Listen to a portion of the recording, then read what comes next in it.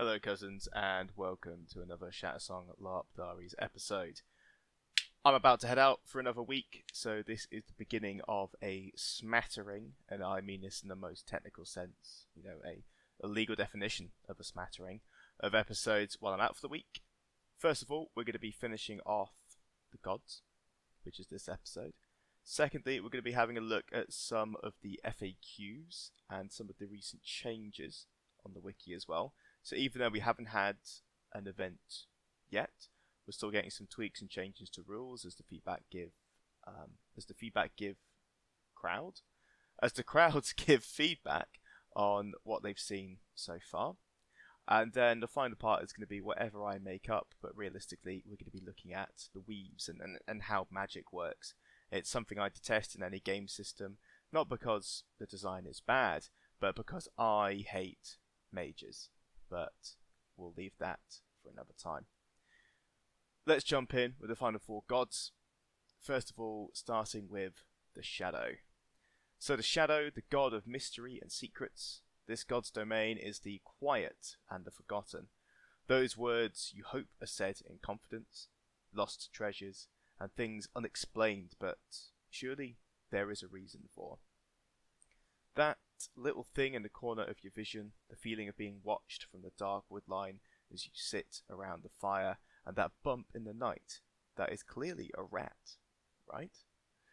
The Shadow looks after all things forgotten and where secrets lie. The Shadow never gives these answers freely. Usually it is like for like, for if they reveal an answer, then that is something they no longer have dominion over. And its symbols include the lock, the web, and the cloak.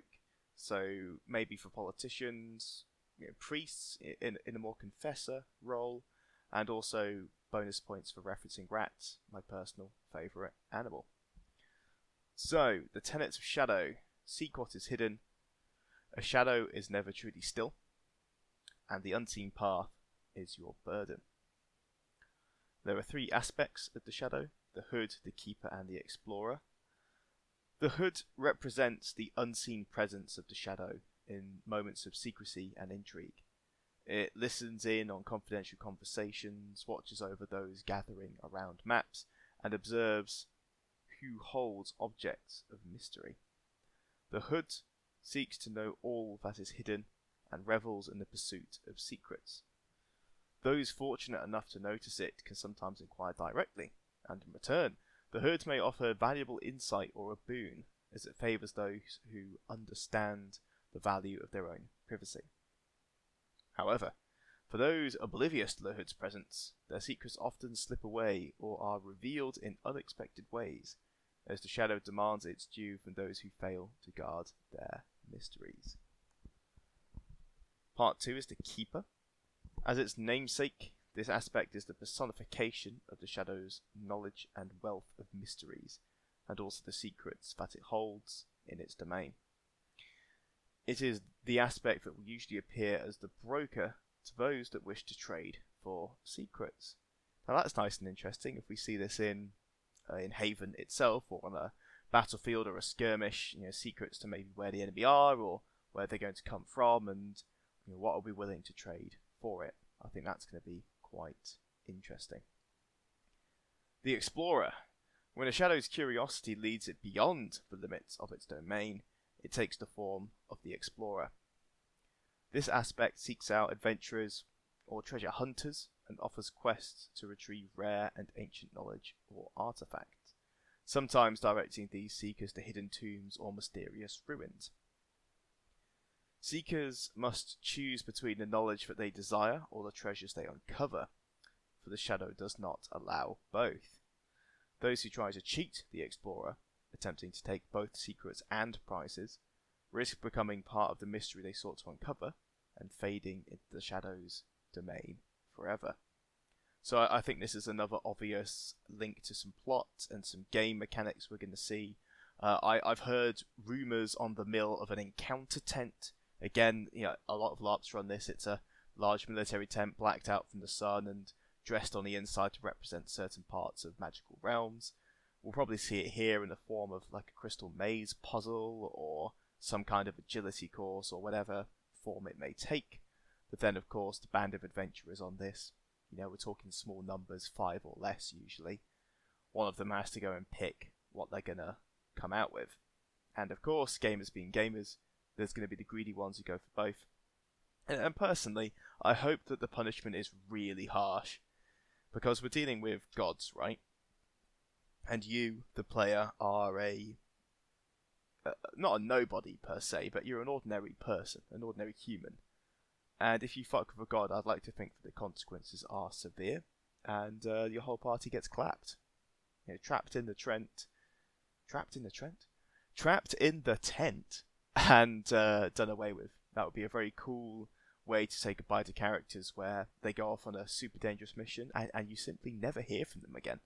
I think that would be really cool. I see. So that's the Shadow, God of Secrets and Mystery. I'm going to give it 4 stars.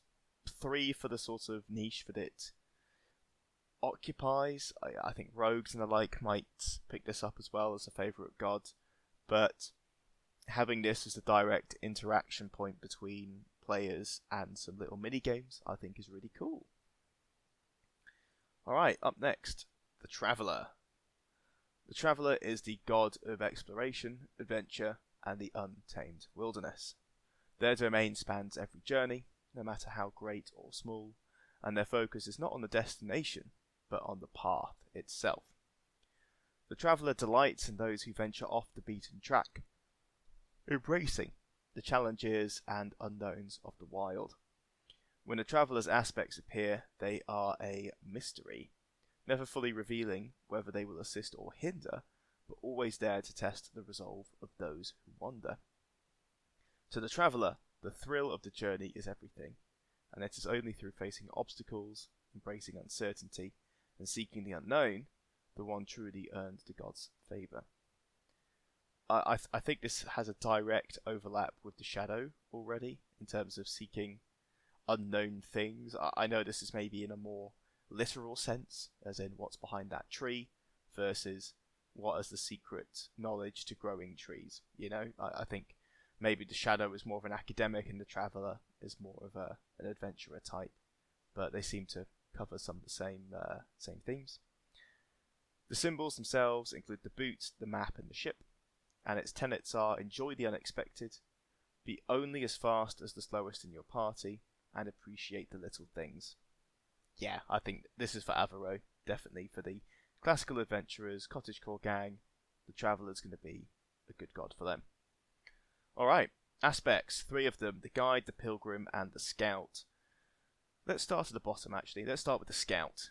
So the Scout is the embodiment of curiosity, roaming the wild places where no map has been drawn. This aspect of the Traveller is drawn to unexplored or long abandoned places, not for the purpose of documenting it, but for the thrill of discovery itself.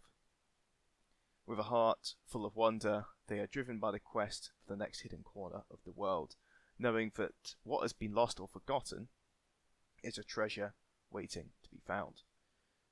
The Scout is not concerned with records or the permanence of their discoveries. It's the act of finding that matters. And they are always on the hunt for something new, something unexplored, or something that has slipped away in the fog of the past. So yeah, this is physical exploration. If you play Skyrim and you enjoy getting the level ups just from finding new places, this is your jam.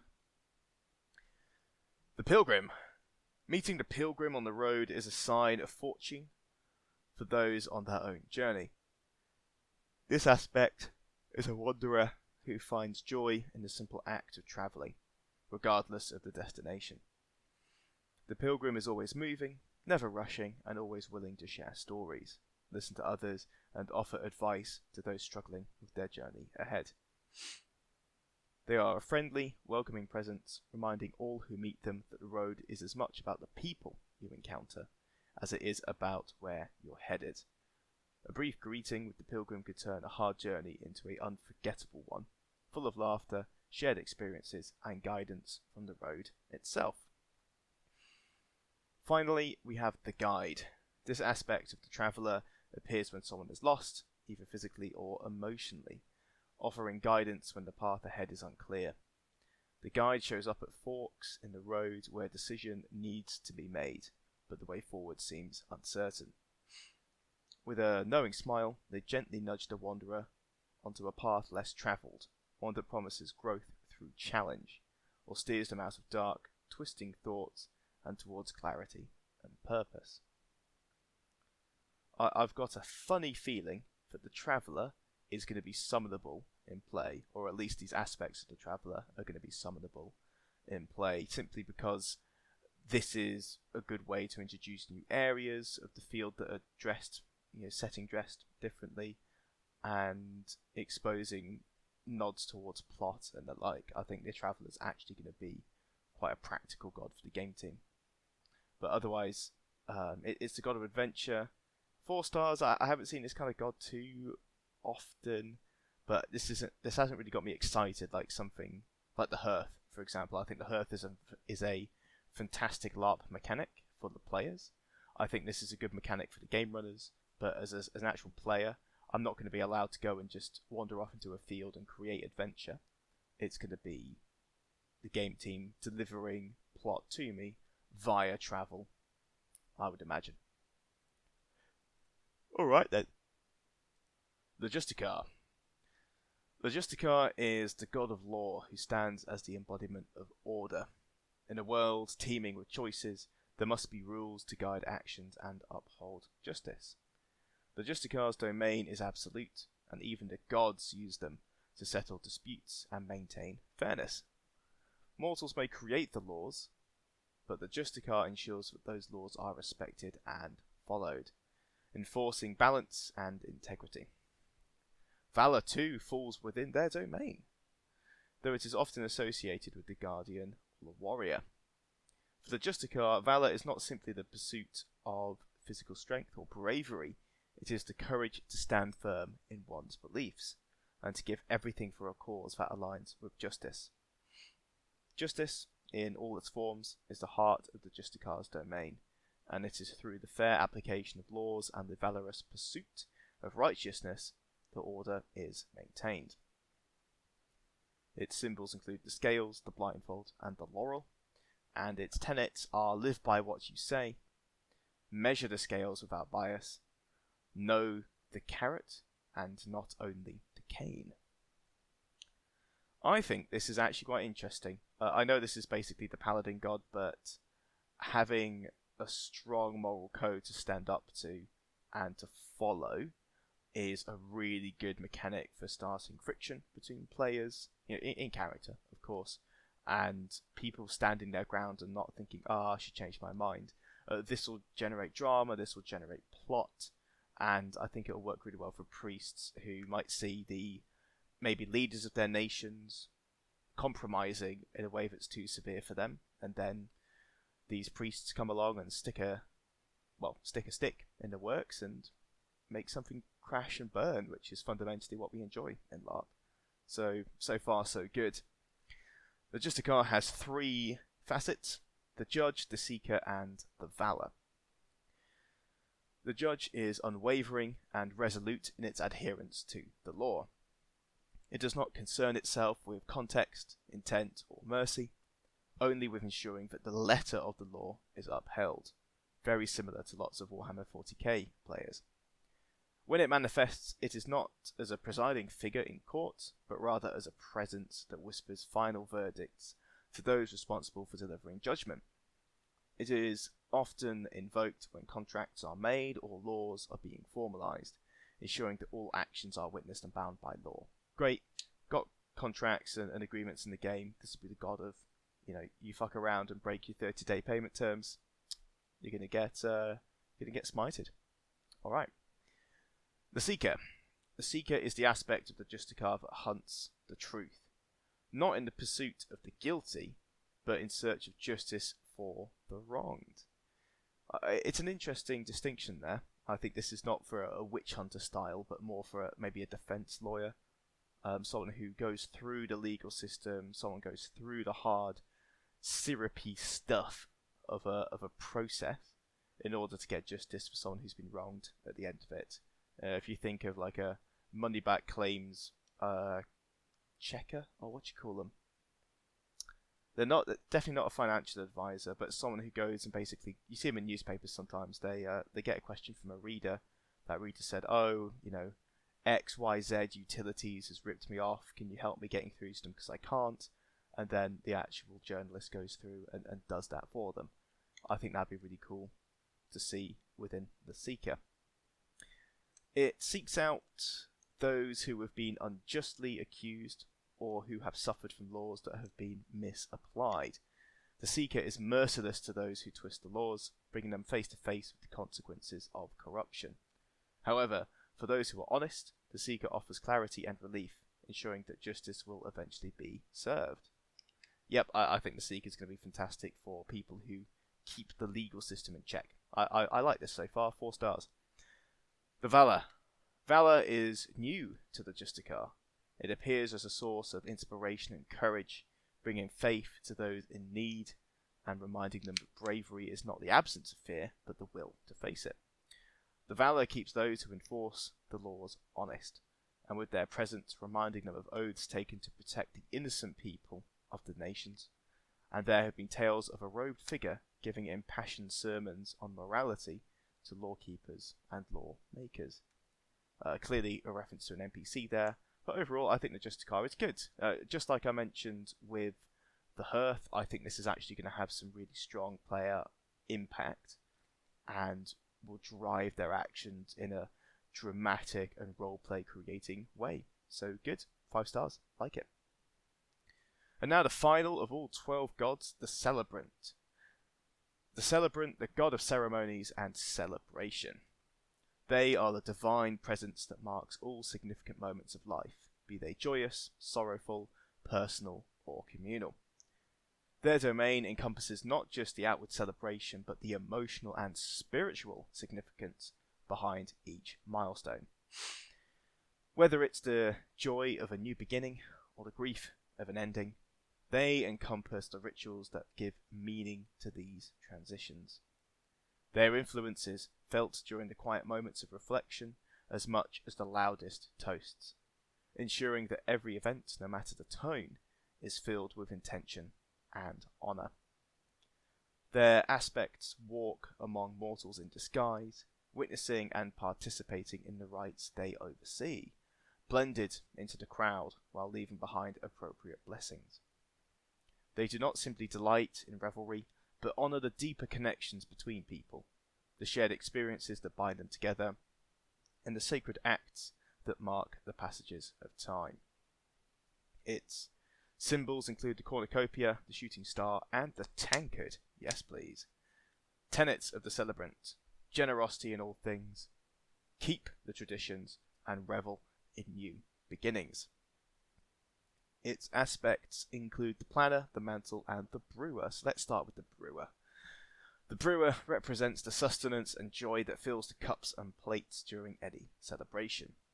More than just a creator of drinks and food, the brewer ensures that the flavours of life are celebrated and shared, whether through a glass of ale, a cup of wine, or a carefully crafted dish. This aspect is particularly attuned to those who bring nourishment to others, whether physically, mentally, or spiritually. It is said that the brewer can be found offering warmth and care to those in need, often showing up when someone is ill or downtrodden, with a comforting bowl of soup, a sweet cake, or a sip of restorative mead. The brewer ensures that the heart of every celebration, nourishment, hospitality, and community, is honoured with generosity and care. So I think in regards to the Hearth, you'll see the Hearth and the Celebrant probably worshipped in the same tavern, I would imagine. The Mantle. The Mantle is the living embodiment of celebration itself, the closest a god can come to manifesting as its pure self, taking on various forms to match the spirit of the event being honoured. It may appear as a guest, a performer, or a stranger within the crowd, adapting to the celebration it graces. The Mantle offers fortune and favour to those who fully embrace the joy and spirit of the occasion. However, for those who neglect the deeper significance of their ceremonies, the Mantle may reveal a twisted reflection of what could have been. a shadow of what celebration would lack when it is half-heartedly embraced.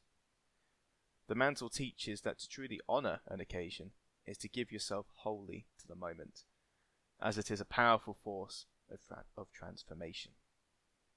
This very much feels like the god of let's have a couple shots and make the most of the night.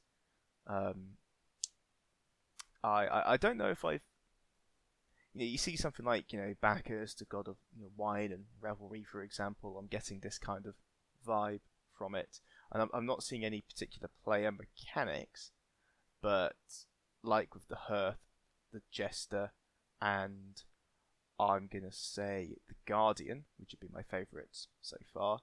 I think this will underpin some roleplay, and it'll be people hosting parties, and those people who run bars and taverns already at large festivals will use this as a reason to offer hospitality and welcome to other players, which on an OC level will encourage them to play with each other, and everyone will have a nice time. So yeah, 3.5 stars. I don't think it's original, but I like the mechanics. Final aspect is the planner. So the planner is the embodiment of preparation and foresight within the Celebrant's domain. This aspect arrives to guide those preparing for significant ceremonies, whether it be a wedding, a festival, or any event of import. It is not merely there to help organise the logistics, but to witness how people navigate challenges and unexpected hurdles in the process. Those who put in the effort and overcome difficulties often receive the planner's blessing. The planner ensures that every detail is accounted for and every moment is crafted with intention, recognizing that the effort put into a celebration often shapes the success of its outcome. So I don't think the Celebrant is as broad as some of the others. Like with the Traveller, we saw a decent overlap with the Shadow. I think the Traveller is probably the most broad god we've seen so far. But the Celebrant feels like a good set of roleplay effects to put on taverns if we have roleplay effects in the same way in Menhirs, right? I'm not sure what it's going to be like on a field, but if the NPC crew go around just knocking these onto places that are lively and happy, then I can imagine those becoming hubs for those particular nations. Maybe each nation will get one, maybe each nation will get a boon of the Celebrant, and a certain tavern will be gifted offerings of in-game resources to continue the party, basically. So yeah, I think that's cool. I'm going to up it to 4 stars for the potential for mechanics, but it's not particularly original compared to Bacchus. Right, so there we have it. That is all 12, and I'm so glad I didn't do that in one episode, because it's a lot to chunk through. But that is all 12 gods in Menhirs Fate. I think if I was to give my blunt opinion, I think there's too many here. I think some of the briefs might need to be a little bit more refined, and there's definitely some better and worse ones. So I think the Jester's great, the Hearth is great, I like the Muse, the Smith is okay, the Reaper's good, the Warrior's good. I said the Warrior's good with a lowercase g. It's generic, but I think it's really important for a combat setting. I love the Guardian. The Scholar is the Shadow is the Traveller I think has got some interesting organizer mechanics, but I don't think it's going to matter too much to players unless they roleplay creating maps and stuff like that, but I think that's quite niche. And then the Celebrant I think is actually pretty cool for buffing up those pubs and taverns that have already perhaps maybe sidestepped the Hearth. Maybe it's like a the comparison between a sit-down restaurant and fast food. You've got the Hearth for the former and the Celebrant for the latter. But that brings me to the end of today's episode. Thank you so much for listening. We are not far away now from Menhirs Fate episode 1. In fact, let me whip up my calendar and give you the exact amount of time until the next event. So it's currently the 16th. We have got 2.5 weeks. It kicks off on the 3rd of April. So you've got 2.5 weeks to get ready, dear friends. I hope you're all looking forward to it. I personally can't wait for 2025. One of my good friends, Sol, obviously long-time member of the podcast, has put out a post around the golden age of LARP is now, and I would wholeheartedly agree with that. I think that the quality and the volume of events is incredible. The production value of these LARPs as well across the UK are becoming more fantastical as we go. If I compare the photos I've got from 10, 15 years ago, it's very clearly a LARP. It's clearly people in costumes enjoying the theatre of the mind. But when you look at photos from the last couple of years, especially Oliver Facey's ones for Empire, it looks like a film all the time. It doesn't matter about the angle, it doesn't matter about the occupants. The standard of kit is getting higher, the standard of roleplay is getting higher, and also the size and fun from these events is getting higher as well. So quite clearly, I'm very excited for this. 2.5 weeks to go, and I very much look forward to seeing some of you at Menhirs Fate itself. If there is a ticket referral code, I don't think there is currently, but if anything like that crops up, I will be sure to let all of you know. But until then, brave adventurers, travel well.